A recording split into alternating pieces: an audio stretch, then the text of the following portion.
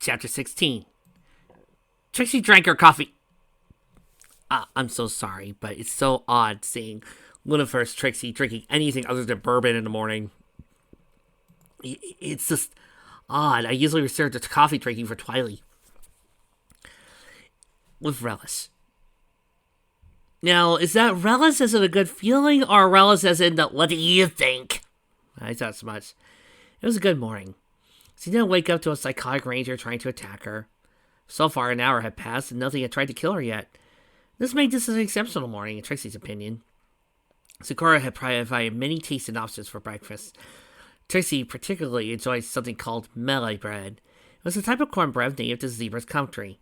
She also provided other types of bread called rusk that was also available that Trixie found enjoyable. The rest was not unlike a typical pony breakfast, like toast with jam and eggs and cereal. Trixie ate heartily, for she knew today had to be a tough one. As she ate, Trixie eyed Carrot Top with apprehension. Carrot hadn't woken Trixie up as promised, and Twilight was the one to take watch instead. Even then, Carrot didn't get as much sleep as she should have.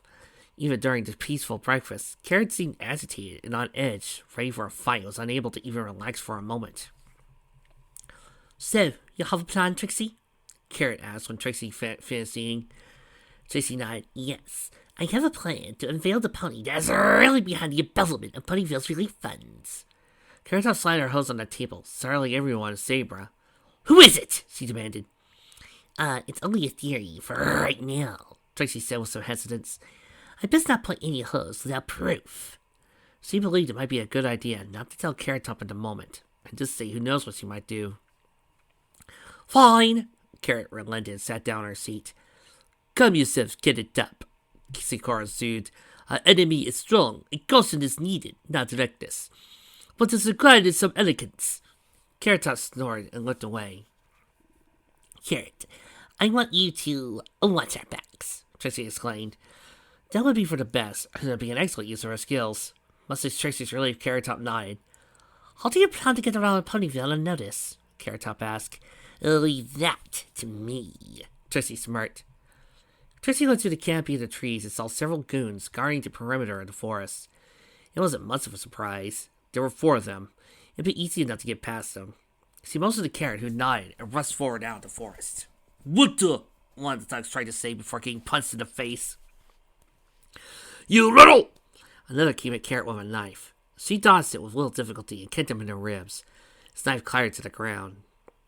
2 other goons moved in to surround Carrot, but a bolt of magic struck one in the head from Twilight, who was hiding in a bush. Knocked the goon out cold. The last thug was a unicorn, who looked around his fallen comrades, a nervous look on his face. It was obvious he didn't like his odds. He bolted away in terror. Carrot started after him. "Let him go," Trixie said after emerging from the trees. "It won't be long until they know about this. Anyway," Carrot Top nodded. Trixie considered her disguise work a genius, despite the limited resources and time she had at her disposal. Sakura didn't give her much to work with. Her skills in making disguises could only do so much. She was now a muscular earth pony stallion with a green coat and lined mane. She had a thick square jaw and was half a hoof taller than usual, using platform horseshoes. "Not bad for a rush job." Trixie didn't think that not even her mentor would recognize her. "Let's hurry," Twilight said. The disguise made herself into a gray stallion with a dark green mane. The mane was balding on top, and Twilight had dark circles under her eyes that made her look sleep-deprived and haggard. According to Twilight, she was posing as her father's personal accountant, Akerl Crusher. The 3 went to town, and no pony seemed to recognize them, which Trixie was grateful for. Several ponies gave her a welcoming wave, but Trixie ignored them. Carrot was watching for trouble behind them, sneaking from hiding place to hiding place. Trixie approached the town hall back door with some trepidation. This was a gamble to make sure. "Let me do all the talking." Twilight nodded in response. Trixie knocked on the door. After a few moments, Mayor Ivory Scrolls entered the door. "Hello, may I help?" Mayor was interrupted by Trixie. "We need to talk. Now," Trixie said in a threatening voice. She changed her voice to a deep masculine one, and the mayor didn't seem to recognize it. "Come in." The mayor beckoned for the 2 to come in, and he obviously entered was well versed. "How I may be of service?" Trixie got into the mayor's face and scowled. "The police are poking in their noses around. The boss is worried that you might spill and they come around asking. Don't worry, the mayor said. I would never say anything. Really? Trixie said skeptically. The boss isn't so convinced. Viceroy Knightley has nothing to worry about, the mayor exclaimed. I have just as much to lose as he does. Trixie sighed in relief that her bluff worked. She knew the mayor wasn't a brave pony. She didn't think it would take too much to scare her, get her talking out of nervousness to please her masters. If the mayor was innocent, she would just pretend to be an overeager door-to-door sales pony. Tracy pretended to consider the mayor's words and looked around the room. The room was very well decorated, with expensive-looking furniture. She had a desk that looked like it was made out of mahogany. There were paintings on the wall from famous artists, even Trixie recognized. It looked like the mayor did everything in her power to make her life as comfortable as possible. It was pretending to be a high-class noble, not a mayor from a backwater town. Trixie gave the mayor a nasty smile, who gulped in response. And how do you plan to explain this? Trixie gestured to her surroundings. It just screams I'm an embezzler, mayor. Don't worry about it, the mayor promised. I've put a lot of work in making this look legitimate. Really? Trixie sounded skeptical. I've created elaborate excuses for where all the money comes from, the mayor explained. Every little bit adds up. Funny you should say that, Trixie smirked. I brought my associate, Acryl Crusher, here to make sure all your numbers add up. You've met before, I believe. Having Crusher here will increase their legitimacy as Viceroy's lackeys. The mayor nodded. Yes, of course. It's nice to see you again. Twilight returned to Green with a small curt nod. According to Twilight, Crusher spoke little, was stone-faced stoic. This is good, because Twilight's ability to disguise her voice and act was not great. The boss wants no loose ends. Then when Tracy gave a fist and smiled. No problem. I have all my financial papers right here. The mayor pointed towards a painting behind her desk. I even have a record of all the relief funds Boyfield has received over the last 5 years, if you want to take that. Get him, Trixie ordered. The mayor ran behind her desk to pull on the pane to reveal a safe. She opened it and laid stacks of papers on her desk. This should be all of it. Trixie pointed towards the desk, and Twilight picked up the papers and started looking through them. An awkward silence permeated the room, and the mayor visited nervously as Twilight worked. Get me some bourbon, now, Trixie ordered, and the mayor nodded, leaving the room.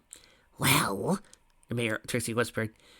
The mayor didn't do as good a job as he said, Twilight whispered back. If you compare the two, it's pretty obvious when and where she stole money. Trixie nodded. Wow, Mayor Everett Scrolls. This is like the only time you've ever been a villain on this show. Oh, I know. I finally get to expand my horizons. I'm just so happy about this. She didn't really understand any of this financial stuff, or how Twilight could identify all of that with only a few glances. But she was grateful that Twilight was so skilled with numbers. It's nice having an ultra nerd as a friend. Twilight started scribbling something on a notebook. The mayor re-entered with a bottle of bourbon and 3 glasses. Trixie did her best not to drool. The mayor filled the 3 glasses with a brown elixir of life after placing the bottle on the desk. Trixie took hers and downed it. Dear Luna, she needed that. She was about to ask for a refill, but thought better of it. She needed to focus. There was no time to get tipsy. She waved the mayor away when she was about to refill her glass. The mayor shrugged and downed hers in one gulp and poured herself another. Twilight ignored her drink and continued working. You better be careful, Trixie said. Trixie Lunamoon might be on your trail. The mayor snored and broke out until after, almost spilling her cup. She took a long drink from it after she calmed down. That idiot! She's a threat to nobody. She couldn't find Equestria on a map. Trixie gritted her teeth. What makes you say that? She's one of the stupidest mayors I've ever met. The mayor downed her glass and poured herself another one. Can you believe she actually wants to become a member of the Night Court? The mayor gave a hearty laugh. Trixie's eyes twisted. Really? They would eat her alive, the mayor said. Can you believe she likes to go on about things like friendship? Our little fools believe in such nonsense. It's a wonder our dear princess ever made that moron her student. The mayor laughed. Well, the princess has been known to overindulge in drink. She probably was in her right mind when she chose Lunamoon as her pupil. Trixie started grinding her teeth, and her eye twisted uncontrollably. The mayor didn't seem to notice and continued. It's a shame, really, the mayor said. I wanted to use her a bit longer. Her hero status provided excellent publicity and brought in quite a few tourists. The mayor shrugged. Oh well, I always planned on making her take the fall. Your boss has sped up the process. Tracy's eyes widened. You did? Dick Blueblood, that crafty old devil, was on to me, I think. The mayor was talking about the old representative of Ponyville. He retired not too long before Trixie came to Ponyville. He retired before I could drop the X on him, so to speak. But Trixie, she's far too brainless to ever see it coming. Now I can retire rich at the beach house, and no pony will be the riser. So, how much you know? Trixie pulled off her mask, revealing her real face. The mayor's jaw dropped. What? Ha! Trixie smirked. I'm not as dumb as you seem to think, Mayor Ivory Scrolls! The mayor took a step back. No, I was always onto you. Trixie half lied. I always thought this place was far too fancy for a pony of your station. The mayor smirked. And how do you plan on proving it? You're a convicted criminal. I'm a model equestrian citizen. Trixie pulled out a tape recorder and pressed rewind, then play. I played a part of their earlier conversation. The mayor went white. Trixie smiled smugly. You should turn yourself in. The princess might show you a bit of mirth. She was cut off when the mayor suddenly threw her drink into Trixie's face, grabbed the tape recorder, and smashed it to the ground in pieces. Oh, you fool! Now you can't prove anything. The mayor's rods agreed. Trixie wiped her face with a hoof and pulled out another tape recorder. It's a good thing I brought extra. Twilight pulled out one as well. The mayor's eyes bulged and jaw dropped. Oh, and my friend here, Trixie gestured to Twilight, has figured out every single time you embezzled from your personal finances. But it's only been 5 minutes, the mayor said, stunned. Twilight blinked. Why should that matter? It's not that difficult. She gestured to the multitude of papers on the desk. It's just a matter of matching and comparing numbers. Trixie rolled her eyes. Not every pony is a super nerd, Twilight. So, as you can see, you're finished. Give up. Look, the mayor pleaded. I'm sure we can work something out. We're going to leave here happily. How about if I give you... Trixie slammed her hoof on the desk, making the mayor jump. I don't want your damn money! Think about it, the mayor said. You could just disappear rich. The mayor visibly melted at Trixie's glare. I'm not going to abandon my friends to whatever the Night Court is planning. It's a little something called integrity! The mayor gave a hopeful look towards Twilight, who just glared back. I see. She backed away. Give up. You have nowhere to run. The mayor inched towards the window. Trixie sighed. Didn't this mayor know when she was beaten? Don't bother. The mayor pressed something on the wall, and suddenly she fell into the ground. Later, suckers! She said, down to shoot. The door closed a few seconds later. Okay, I did not see that one coming, Trixie said, slack jaw. I'm on it! Twilight tore through the floor open with her magic and peered down to shoot. She was just about to jump down when the ground shook. What the hey is that? Trixie asked, trying to keep her balance on her throats. The shaking intensified, and Trixie lost her footing, her face slammed to the edge of the desk. She rubbed her sore face with a hoof. Her ears perked when she heard something mechanical creak outside. Trixie and Twilight rushed outside to the ground to see next to the mayor's office spread apart. What the hell's going on? Carrot Top asked, approaching them. I don't know. Trixie was about to say when a long white shape emerged from the high speeds. Trixie caught the dirt was blown into her face. Trixie's swirling eyes looked up in the air. She could not believe what she was seeing. The mayor was escaping on a rocket! Oh my god, this figure's getting better all the time! Sleuth walked through the Ponyville while looking through his notes. He quested over a dozen ponies, and not one saw Pierce the morning of the day he was murdered. It seemed very unlikely that the record of Pierce buying a train ticket that morning was true. Sleuth decided he would pay the mayor a visit before getting an early lunch. He had only spoken to her once. It thought it might be a good idea to see her again. From the mayor's office, he could tell that she had been doing well for herself, but maybe a little too well. It seemed a possibility that some pony was embezzling Ponyfield's relief funds. It was quite possible the blame was being shifted on Trixie. It would be hard for Viceroy Nightlight to pull that off. True, a lot of bits were found in Trixie's personal safe, but there's nothing too extravagant in her own office or home. There's no evidence that she even spent a bit of the money she had supposedly embezzled. So he had some hard questions for the mayor. Sleuth had almost lost his footing when the ground shook. He saw Little Moon and some unicorn stallion run out of town hall. They were soon joined by the same pony that rescued them earlier from Nightlight's thugs. So they came out of the crowd next to town hall and sped into the air. Sleuth gaped. It was a rocket. What in Lewis Moon was going on? The stallion didn't rush time. He extended his horn into the air and grabbed the rocket with his magic. Grunted at Cersei, and his sweat glistened on his brow. Oddly, the gray of his coat dripped off, revealing lavender. Of course, it was Twilight Sparkle in disguise. She gritted her teeth harder. She couldn't keep this up. It's morphin' time! Scorpio! In a flash, the yellow racer appeared. Sleuth resisted the urge to face off. His rescuer was Miss Top. Why didn't he think of that? Hold it steady! Carrot Top ordered. Sparkle said nothing and focused on holding the rocket. Top summoned her shield and stared at the rocket.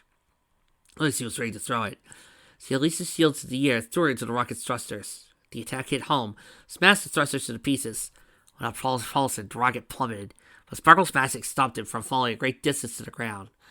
She levitated in the middle of the road in front of her, across the ground with a large thud. Lumen put a puff on Sparkle's back. Are you okay? Just fine, Sparkle panted. She removed the wig on her head and threw it to the ground. That was close, Lumen sighed in relief. It's a good thing I have an overpowered unicorn on my side. Sparkle laughed at this. There was a crash and the door to the rocket flew open. The mayor peeked sheepishly out of it. In the rocket, Sleuth could see valuables. They were valuable-looking paintings, gold statues, gems, and bags of bits. They were scattered throughout the inside of the rocket. Many of the paintings were smashed and broken from the impact. A large crowd of ponies was gathering around this rather bizarre scene. The mayor brightened when she saw Sleuth coming her way. Officer, thank you are here. Arrest them! She pointed towards Little Moon and Sparkle. No! Arrest her! Tracy argued back. She's the one that's been embezzling Ponyville's relief funds. Don't listen to her, Mayor screamed. Some lies you to blame on me. Little Moon pulled a tape recorder out and pressed play. It was a recording where the mayor admitted to framing Trixie and committed to her crimes. Lies! Everything is lies! Thank you, author, for giving me a chance to actually say that line. I've been waiting to do that meme forever. Thank you, author. The mayor said, looking back and forth at the crowd. She made it all up. It's all fake. Don't listen to her. She continued. She's a convicted murderer. Look into those eyes, I guess. Those are the eyes of the race killer. Punky's gonna be her only fucking. She'll kill again. Little Moon, for her part, faced up to rub her eyes. Really? Actually, Mayor, one of the crowd yelled. Trixie's only under suspicion of murder. I don't think she's even been formally charged yet. Quite true, Sleuth said. The mayor came and said, nonetheless, she's trying to flame me. Don't believe her lies. If you haven't been embezzling, how do you explain everything in your rocket, Mayor? Twilight asked. You couldn't afford a... She gasped and pointed at attack paling. Original hay go but pony ears? Or that you can escape rocket to begin with, Trixie pointed out. That can't be cheap. I've been saving up, the mayor suggested. The crowd didn't seem to buy this for a second and frowned at the mayor. You have to believe me, the mayor looked from pony to pony. You've known me for years. I've been mayor for 8 years. Trixie, she's only been here for a few months. Could you give me the benefit of a doubt? She gave the audience puppy dog eyes. The crowd responded by booing and throwing rotten fruit at the mayor. Sleuth knew it was about time to intervene. He's thankful when several police officers started coming this way. I think it's about time you come with me. The mayor held her head down defeated. Very well. The officers surrounded her and took her away. Top Bun transformed and came up towards Lula Moon. She perked her head around eyes for any danger. Nice work. Your unconventional approach did the trick. Sleuth was still unsure how a rocket got involved in all this. Me too, he sighed. Lula Moon didn't do things in half measures, does she? Always something crazy happens when she's involved. Sparkle levitated a piece of paper over to him. Here's a list of all the times the mayor has embezzled over the last few years. You can find the mayor's personal financial records inside her office. Thanks. Sleuth stuck the paper in his pocket. This might make the work of the boys over at the office a bit easier. The crowd was being dispersed by police officers. Many yelled about Little Moon's innocence. One pony gave a loud "Yeah!" at that. It took some convincing, but they soon left and went back to their lives. Ha! Now there's no motive for me being Pokey's killer, Trixie said in triumph. There's no way you could charge me with that now. Actually, Trixie, Twilight said, even if covering up embezzling wasn't the motive, there still might be another reason you might have killed Pokey for. You're still not completely off the hook. Trixie glared at Twilight. What? Twilight is confused. It's true. Not to mention all the other smaller crimes you committed over the last few days, Sleuth thought. Now it's settled, you can leave the rest of the investigation to...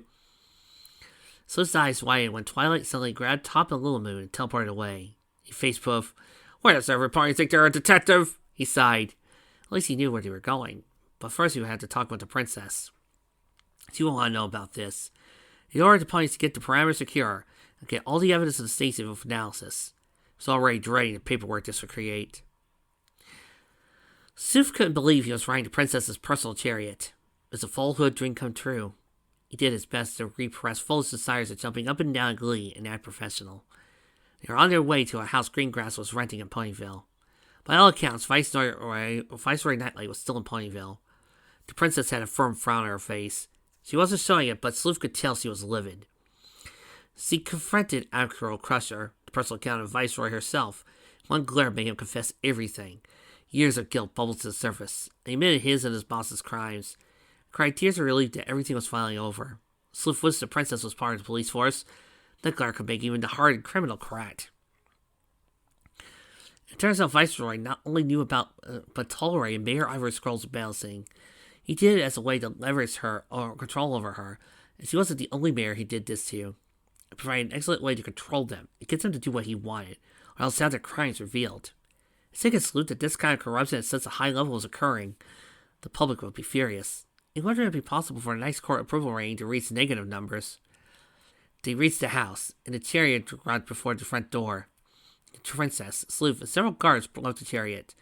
Duke Greengrass and Nightlight exited the house. Greengrass gave a gracious brow. "May I help you, princess?" "We are not here for you, Duke. We are here for Nightlight," Princess Luna answered. Nightlight scrunched his face at the princess's not using his title, but did a bow. "How may I be of service?" "You are under arrest!" The princess stood tall, looked down at Nightlight. "What? You can't!" the Nightlight said, stunned. "I discovered several of your crimes, including blackmail and fraud," the princess answered. "You not only turned a blind eye to embezzlement, but the curse is a way of controlling others." "You can't possibly prove that!" Nightlight shot back. Furthermore, Princess Luna glared at Nightlight, "I strip you of your title as Viceroy." Nightlight fell to his knees in shock. "What?" Greengrass's eyes widened. He stared slack-jawed. "You should feel honored," Princess Luna said in a huff. "It's been years, hundreds of years, since I've taken the title away from some pony of your station." "You can't do this to me!" Nightlight screamed. Spill flew from his mouth. Princess Luna gave an indignant snort. "It gives me no pleasure to do so, but I cannot ignore your many crimes. You brought this on yourself." "It's morphin' time!" Nightlight's body flashed white. "Jupiter!" Nightlight summoned his sword, swung it at Princess Luna's head. Her eyes widened to saucers, and she summoned a shining shield to protect herself. It had nothing to Nightlight's sword. Pierced the shield with ease, and the princess almost had her head cut in twain. She avoided the attack with a nasty-looking gash on top of her right eye. "It's morphin' time! Earth!" Greengrass rushed and blocked another attack of Princess Luna with a spear. "What the hell are you doing? You don't deserve to be our princess!" Nightlight snarled. In a flash, he disappeared. Greengrass lowered his weapon and untransformed. "Are you all right, princess?" "I'm fine, Honorable Duke Greengrass," the princess answered. Blood dripped from her wound to her eye. "We need to warn Lunamoon!" Sleuth urged. She was in terrible danger. Nightlight was completely unhinged now. He would go after her. That much was certain. "Indeed," Princess Luna nodded. "A not state. Who knows what he might do? We must find her before Nightlight does."